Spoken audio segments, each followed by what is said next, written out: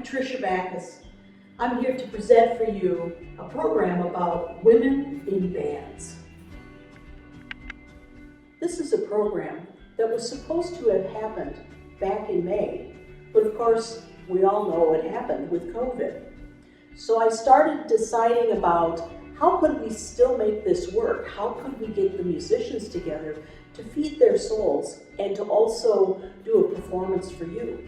And I hit upon doing this as a video recording.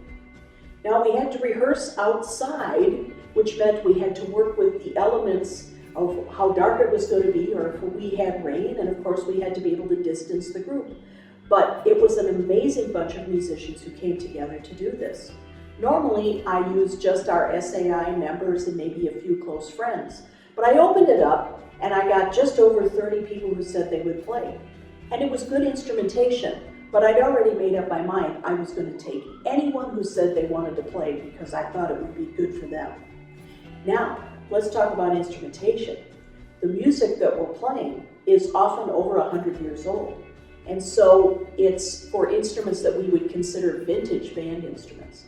I rewrote the parts so that the D-flat piccolo was now C. Sometimes there wasn't a flute part, and so I created that, along with maybe creating an alto sax or a tenor sax part. In addition, I wrote a keyboard part to fill in case we lost somebody due to COVID.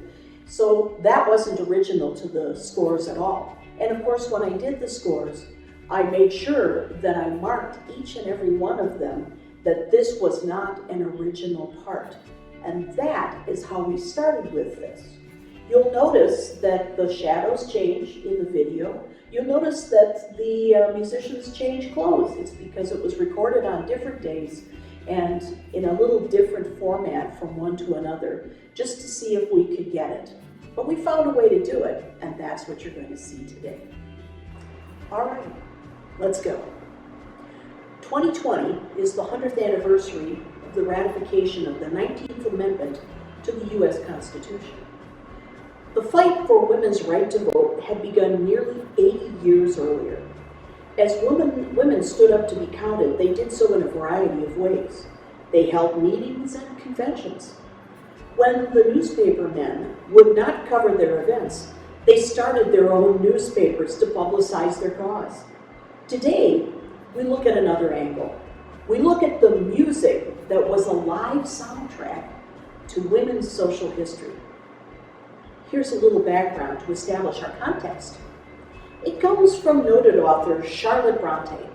Charlotte and her two sisters, Emily and Anne, all tried to have their literary manuscripts published. We know their writing was excellent as their titles are still studied and loved today. These three sisters devised a plan to have those stories published. Their plan was to write under pen names and names that were masculine so that they would be taken seriously. Charlotte became Curmer Bell, Emily became Ellis Bell, and Anne became Acton Bell, and it worked. Fast forward to where the book-buying public learned that they were women authors. Their success was an awakening for many women. The sisters inspired women with their writing, and they looked for things to do in their lives beyond cooking, cleaning, and tending children. No less than Florence Nightingale, who was impressed by Charlotte Bronte's novel Jane Eyre, looked to find a necessary occupation. She wrote about the importance of women contributing to society. She said, "What are they to do with that thirst for action, useful action, which every woman feels who is not deceased in mind or body?" The year was 1849. The Bronte sisters, writing as the Bell brothers, caused quite a stir throughout the English-speaking world. There was much debate by reviewers regarding the sex of the authors. It was hotly debated. The stories were strong. Read them, they're excellent. So it was believed that the authors had to be men. If they were women, especially Currer, Charlotte, well, the North British Review said, "If a woman, must be a woman pretty nearly unsexed." You see, it was a woman's goal in life to marry. This was referred to as well settled. She would be taken care of and have her work creating a lovely home for her husband. Once married, it was her duty to produce children, and that would become her occupation. Now, let's go to our first musical selection in the social soundtrack. It's Edward Holst's The New Woman March. It was composed in 1895, and it signaled a new status for women. That status was particularly true for women who inherited money. They were often able to live on their own and did not need to marry to be taken care of financially. This female was known in the popular press as the New Woman.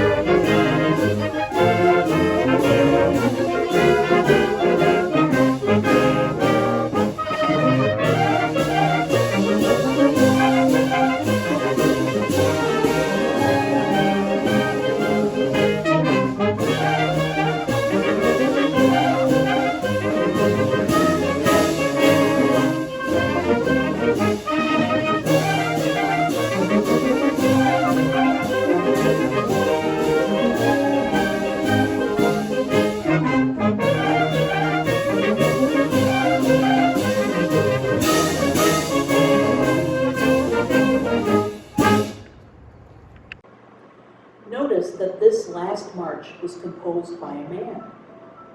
That doesn't mean that women weren't composers of band music. It's possible that women wrote under pen names, or like Nana or Mozart and Fanny Mendelssohn, they got published under their brothers' names. You see the parallel with the Bronte sisters? Edward Holst was Danish. He was a playwright and actor, but is known for his compositions for band. His publisher was Carl Fischer, at this time, 1895, an all-important publisher of band music. What does this mean for us? It's a march that they thought would sell. While it might be artistic, they were looking at marches as a commodity, and the title must have been thought to be appropriate and engaging. We can follow women trying to find their place in the sun, be it nursing, writing, or business, but unless she were that independent new woman, she still needed to marry. Social norms would dictate throughout the 19th century that it was a young girl's sole pursuit to find a man. But on occasion, the daughter of a family might be pressured into marrying an older man quite literally for his money. Perhaps the husband had died or their business fallen on hard times. The idea of marrying for love was relatively new. Both of these ideas are set down in a piece of music, with lyrics by Arthur J. Lamb and music by Harry von Tilzer, both important names in American popular music. They describe a woman's situation in their song, A Bird in a Gilded Cage. Let's listen to Martha Stoner sing it.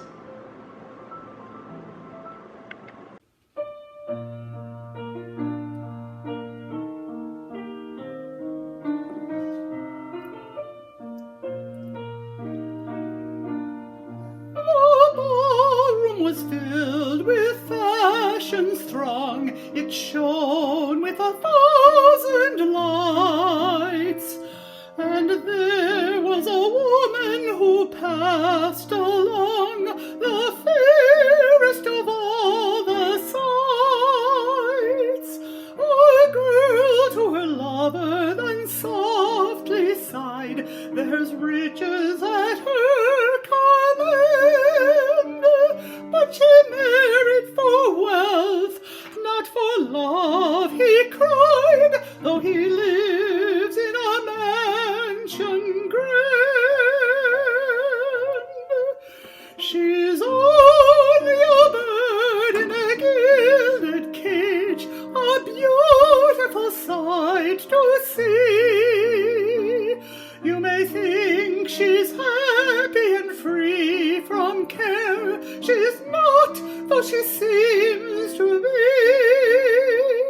'Tis sad when you think of her wasted life, for youth cannot mate with age, and her beauty was sold for an old man's gold.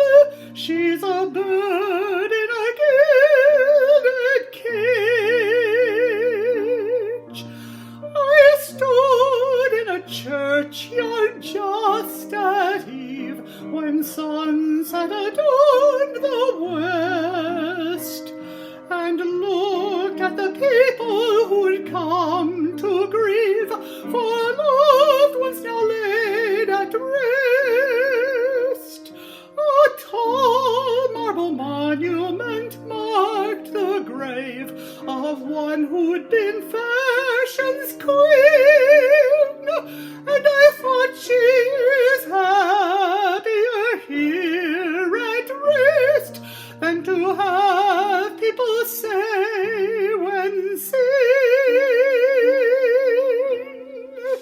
She's only a bird in a gilded cage, a beautiful sight to see. You may think she's happy and free from care, she's not, though she seems to be. 'Tis sad when you think of her wasted life, for youth cannot mate with age, and her beauty was sold for an old man's gold. She's a bird in a gilded cage.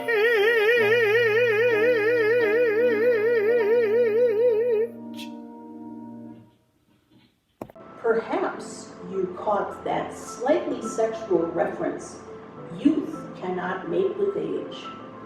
We can almost hear the clucking of gossipy tongues. If her first role was to marry, her second role was to produce children. You might wonder if this was true for all classes of women.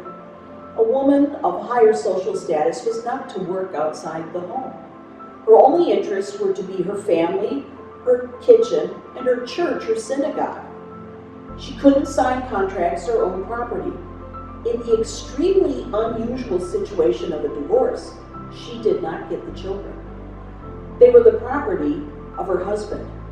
He could have been a roaring drunk who beat her every night, but she was not considered capable of making good decisions. It was common to hear men refer to women as childlike and incapable of independent thought. This was true for all classes of women. Hear now a suffrage song that describes this situation. It's sung to the tune Auld Lang Syne and is entitled Keep Woman in Her Sphere.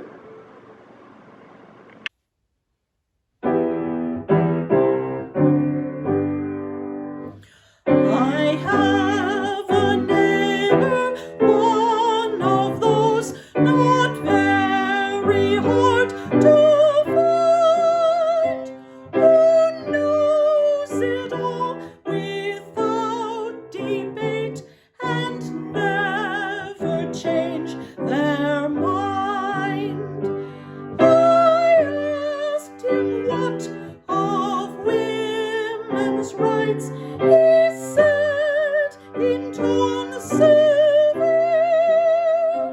my mind on that is all made up. Keep woman in her sphere. I saw a man in tattered garb forth from the grog shop come. He squandered all his cash for drink and starved his wife at home. I asked him, should not women vote? He answered with a sneer, I've taught my wife to know her place, keep woman in her sphere. I met an earnest, thoughtful man not many days ago, who pondered deep all human law, the honest truth to know. I asked him what of women's cause, the answer came sincere, her rights are just the same as mine, let woman choose her sphere.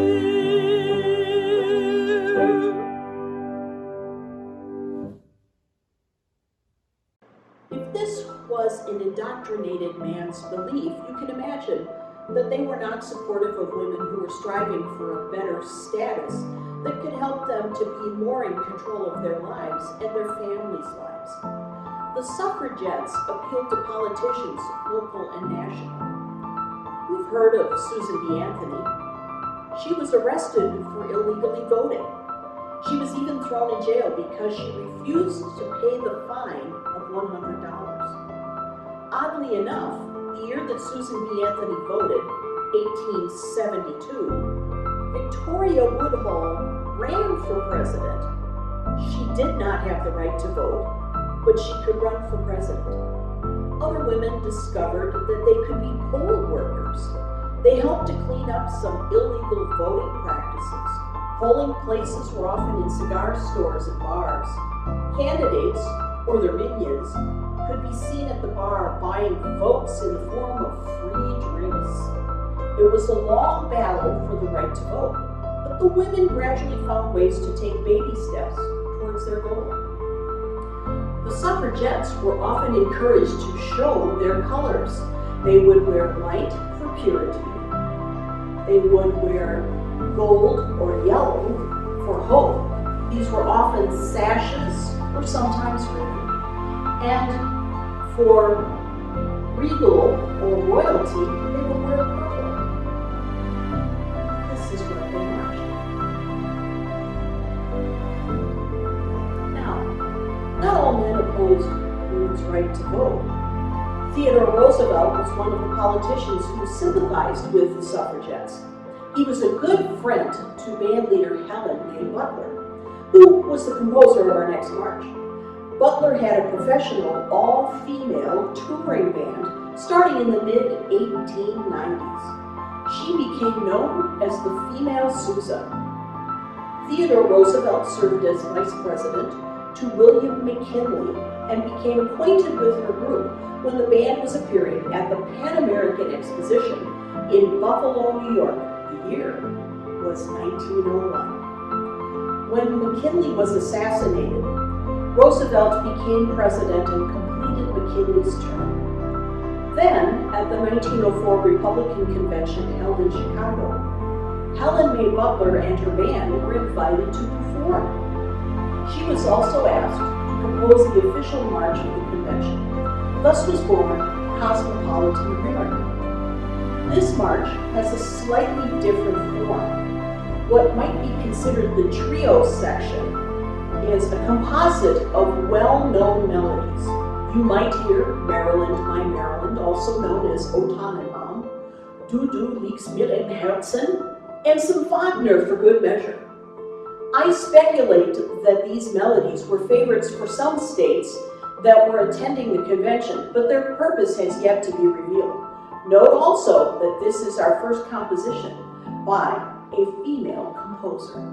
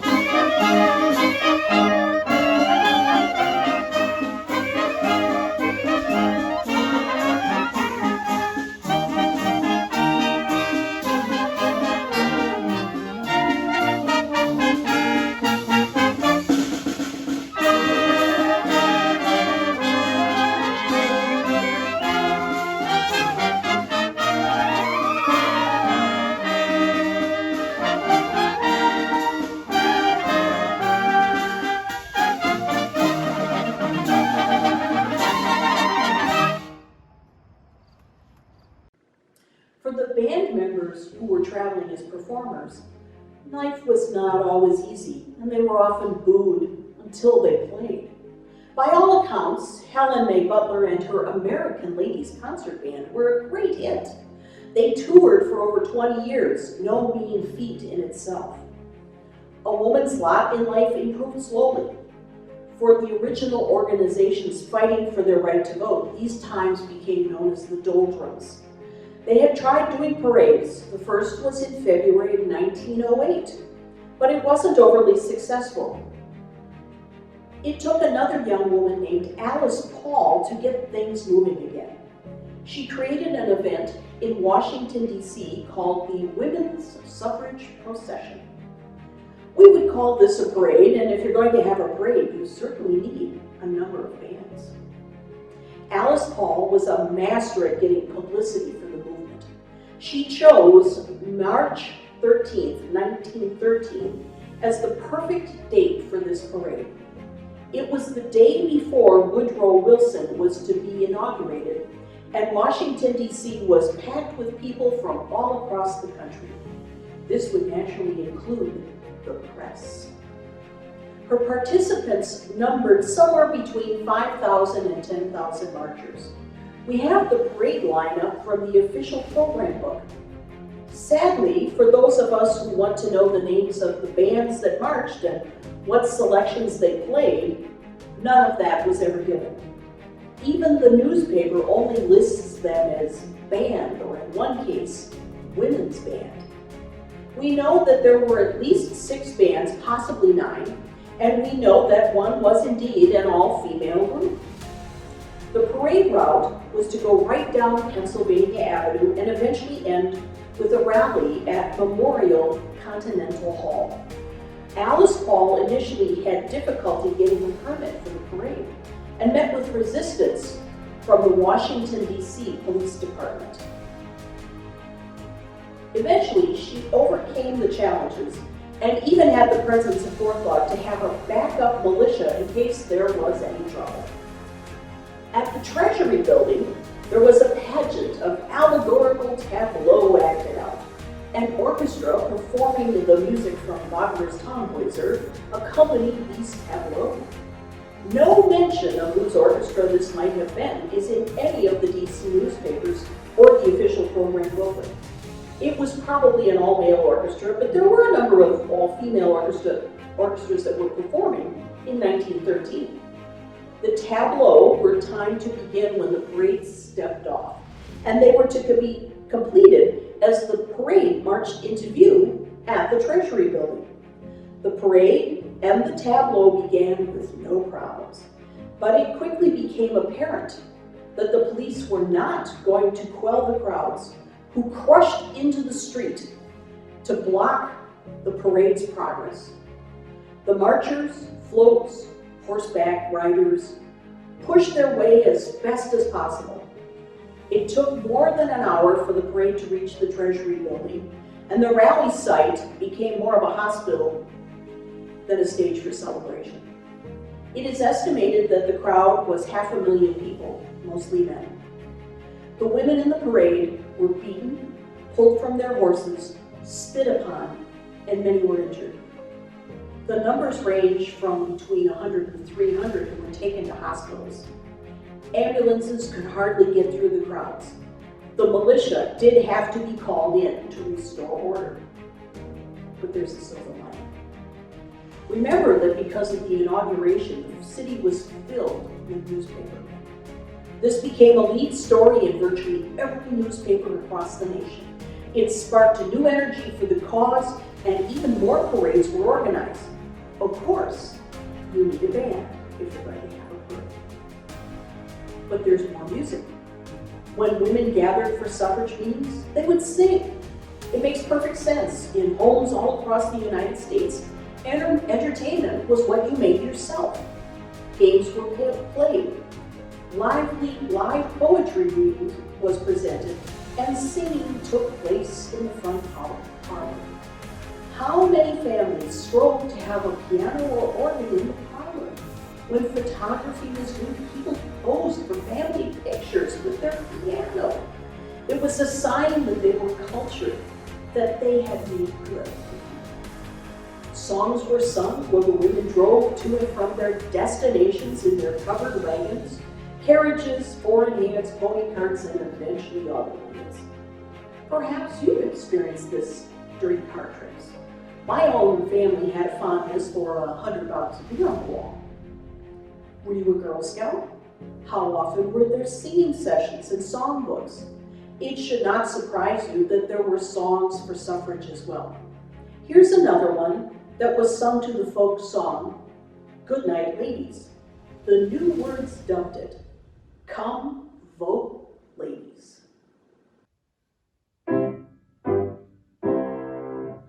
Come vote, ladies, come vote, ladies, come vote, ladies, your civic call obey.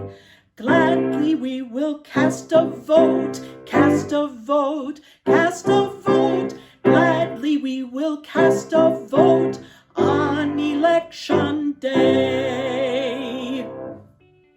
After the notoriety of the 1913 Washington, D.C. parade, other parades sprung up across the country, and they were very likely filled with women's bands. This renewed energy in gaining the vote came out of the newspaper coverage that had long been sought. One can only imagine that these events inspired women to compose more marches. Once the vote had been gotten, women continued to compose and to find that necessary action that Florence Nightingale had referenced. For many, it became music. Here is a march that's quite good. Alice Bartell composed it. We know that she must have lived in Chicago because there's an address on the music that very likely was hers. The music was quite possibly a piano selection first. Harry Alford, who was a big-name arranger in the early 20th century, did the original band arrangement. Sadly, we know nothing else of Alice Bartell. She does not appear in either the 1920 or 1930 census. The U.S. Marine March is dedicated to Gene Tunney. Gene Tunney served in the United States Marine Corps during World War I. He began boxing as part of his duties in the service. When he returned to civilian life and the squared circle, he was nicknamed the Fighting Marine. And if you aren't familiar with early pugilists, he was a champion. Let's listen to Alice Bartell's U.S. Marine March.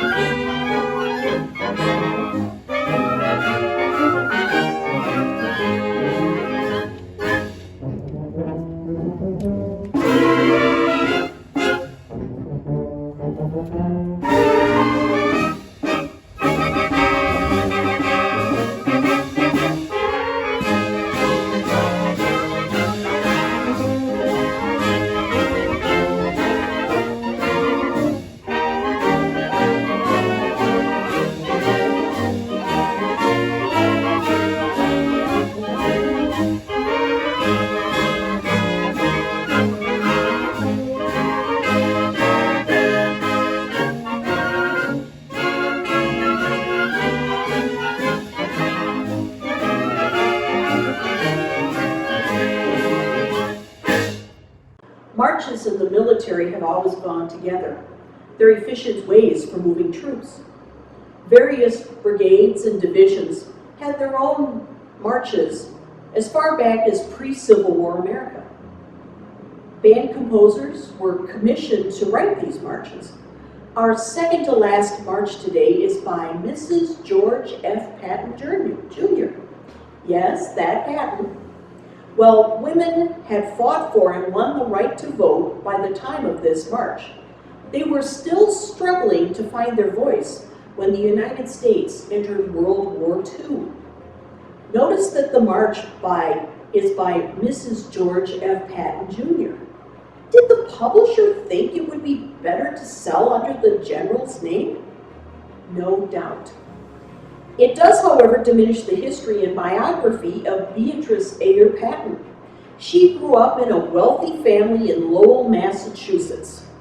Educated in private institutions at a time when most women did not attend school or go past the 8th grade, she was bilingual and translated French army manuals into English for her husband. She was an accomplished equestrian, a fine lecturer, author, and composer of more than just this march. During World War II, she covered the country doing war bond drives, where I imagine this march was played. The 2nd Armored Division March by Beatrice Ayer Patton.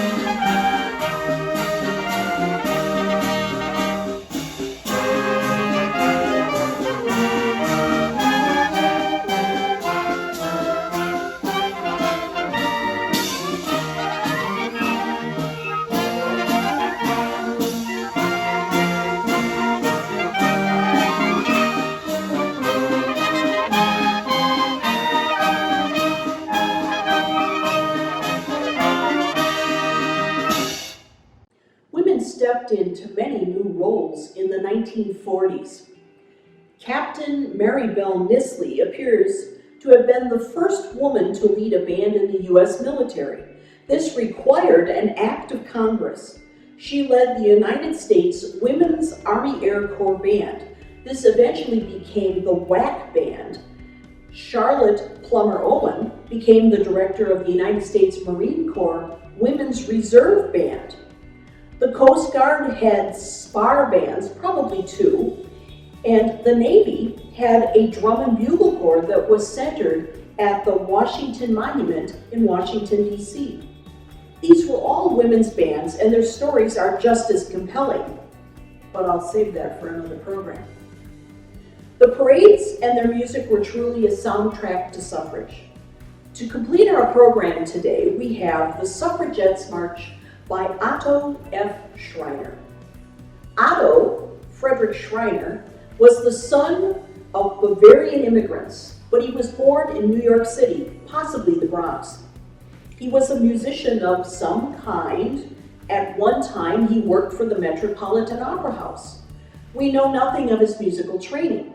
It's not likely from his family, as his father was a jeweler. Here is my best guess. The writing for this march is extremely well done. While we didn't have double reeds in our group, I placed those parts in the alto saxophone and bass clarinet. One often thinks of oboe and bassoon as less important in early marches. Sometimes this is true when it's a small band and a significant amount of doubling is important. However, as I was preparing this arrangement and creating a score, I noticed that the double reed writing in this march is exceptional. It parallels the double reed writing in the marches of John Philip Sousa. Sousa's favorite composer was Franz Joseph Haydn. Well-thumbed scores of Haydn symphonies are part of the Sousa collection in the Library of Congress. Sousa would look through these scores at night before retiring. It helped him to relax. Sousa's teachers had been educated in Vienna. They at least knew of Haydn, Mozart, and Beethoven if they had not actually made the acquaintance of these famous composers. So Sousa, while a boy in Washington, D.C., had a classical Viennese music education. So what of Otto Schreiner? What was his training? We only know of one other selection that he composed based on Gaudiamus Igitur. Both appear to have been published by Carl Fischer in New York City. The Suffragettes was published in 1910. But how did he learn to compose, and why does it look Viennese? My best guess is that Otto studied with the father of his wife, Henrietta.